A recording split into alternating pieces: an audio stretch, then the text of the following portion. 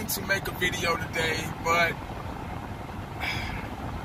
I guess I'll run my mouth about Dallas Cowboys football. I can't help it. It's just, I normally do maybe 2-3 videos a week, so this is my second one this week. Well, hell, actually, because if you count Sunday's the beginning of the week, so yeah, this is my third one. So, damn, I can't do no more. Oh, well.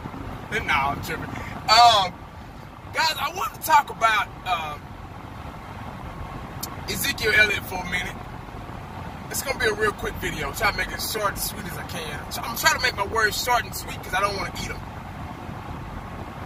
Now, I've been watching and listening to and tuning into all the radio stations, and I watched a little bit on the phone today while I was at work, but I had some downtime at work.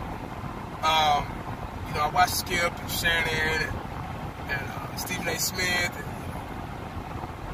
Chris Carter in the morning with First Things First, and, you know, just trying to get different reviews about, you know, what they're talking about the Dallas Cowboys.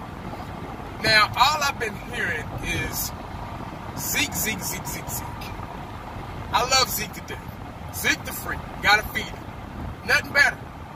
Haven't seen a running back like this since maybe DeMarco Murray. I think he's better than DeMarco Murray. He's more durable than DeMarco Murray. Since Emmitt Smith, pretty much. We haven't had a really consistent back like this in a while. Like I said, I love Zeke to death, and when he gets going, the team is a lot better. I do agree. Now, what they're leaving out, they already, you know, even if we win, Dak Prescott is already on the back burner. It doesn't matter if we win or not. They're going to find something wrong with Dak. Everybody's going to find something wrong with Dak so they can put him down. Even if we win, it doesn't matter. So Dak will never, ever get the credit, ever. He'll never get the full credit of anything because he's already, in people's mind, even Cowboy Nation, he's already on that back burner. He's already like, I don't like Dak. Not me. I'm just talking about everybody else because Dak, I'm supporting him. He's our quarterback. He's a Dallas Cowboy. So I'm going to support him as long as he's our starting quarterback. Whoever's in there, I'm going to support. Whoever's not in there, I'm going to support. They're Dallas Cowboys. I have nothing against them. They haven't done anything to me personally, so, you know, I have nothing against them. But anyway, back to Zeke. What they're leaving out is the offensive line play. There's no way Zeke could get in a rhythm without the offensive line. The offensive line has stepped up tremendously since the first week. That first week, oh my God, they were all over the place. Let me explain to you guys about the beginning of the season. I'm pretty sure half of you already know this. But to a lot of youngsters out there that don't understand football just yet, that are just born, the millennials, if you will. When you don't judge a team off the first couple of games of the season. It takes teams weeks, you know. I don't want to give a number, but I'm just going to say an average. It takes teams probably about that 4th or 5th week to kind of start coming into rhythm, because those first 1, 2, maybe 3 games, depending on the organization and the team, they're not quite ready. They're not quite jailed yet. So it takes a little bit. You know, we lost against the Panthers that first week. Got our asses handed to us because we simply weren't ready. That was a winnable game. Our defense kind of kept us in it, but we just couldn't get the offense going. Then we came back next week with a different flavor against the New York Giants at home, and we beat them like normal. And then we went up to Seattle, which is a tough place to play, and I hate to say that. I'm really not superstitious, but hell, it is a tough place to play. And that was a winnable game as well. But Seattle took advantage of everything they could have, and they won the game. And then we had the Lions game on Sunday. Completely different team. Completely different team from week 1, week 2, and week 3.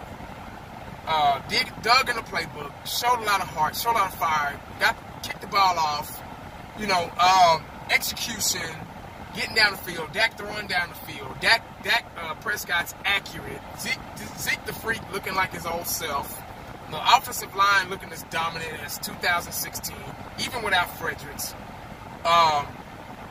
So now we're kind of starting to get in that rhythm, get in that groove. And the offensive line is now starting to learn how to play together. Because believe it or not, a lot of the offensive line, they communicate on the field. They communicate with each other. He's going to blitz. Watch this guy. Cornerback blitz. Linebacker blitz. Sam, Mike, Will. They're calling out different type of symbols and things that they can relate to help each other. And now it's starting to come in effect. They don't have Travis Frederick, which is the leader of the offensive line. So that hurt him. Now they're starting to adjust. See, adjustments in football are different. You can't just snap your finger and adjust to something really quick and it work. It takes a couple of games to. A lot of people don't understand that. It's not like basketball where you can make a quick adjustment and real quick and hit a three and get yourself back in the game. Football, it takes a little bit. It's a more slower paced game. It takes a little bit more time. It takes weeks to figure things out. Figure out what's best for the team and what's best for the team on the football field. And so now the offensive line is starting to get used to Zeke. Just like with the whole Alfred Morris thing back in last year when Zeke was on suspension, off and on, all that crap. Alfred Morris, it took him a couple of games and the line a couple of games for them to get used to him as a running back and for him to get used to them as an offensive line. And, he finally started getting in the rhythm and he was doing pretty good. And then Zeke came back and, y'all know that story. But it takes a minute, and now they're starting to gel as a unit, and but they're leaving out the offensive line play, how they're giving Dak time, because see, Dak and Zeke don't get out there by themselves and just hike the ball. There's a line in front of them, and somebody has to hike Dak the ball, right? The center. Now, Dak has the ball. He has to go back and give it to Zeke. The line has to give them time to do that. You get what I'm saying? So, and after that, it's up to Zeke, the ability of Zeke to find holes and, and et cetera, which he's starting to do. And those first couple of games, he was just getting stumped right there at the line. But they're finally coming to their way. And I don't know if they don't want to give him the credit because Fredericks is out or it's just, I know the offensive line isn't exotic at all. It's not a popular position, Nobody wants to give credit to the offensive line. Everybody wants to give credit to the running back because the running back is a lot more popular position than the offensive line. It's a lot more, look at him. Oh, man. Oh, look at Barry Sanders. Oh, wow. Look what he's doing.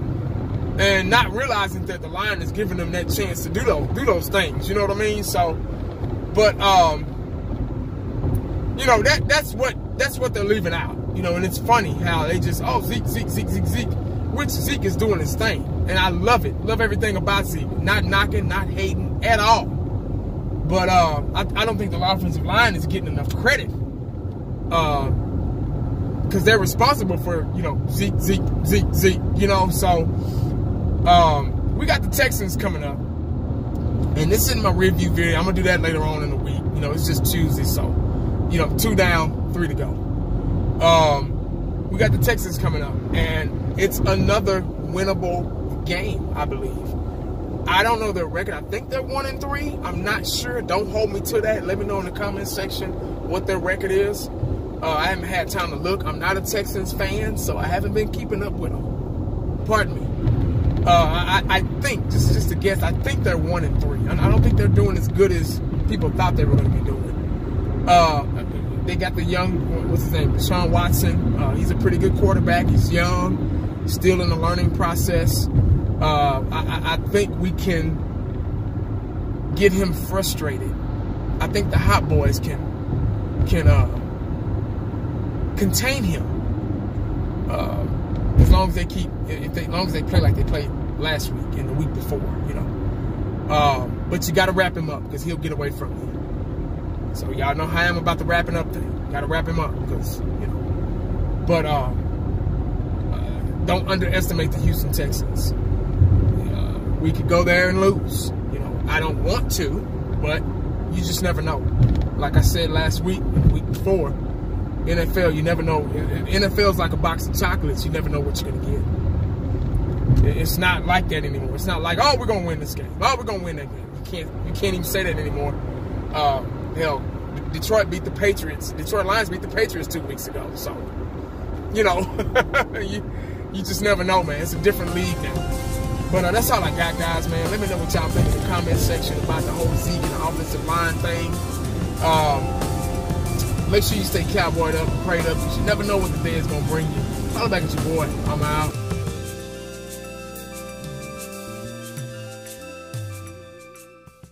And the only thing else I got to say is,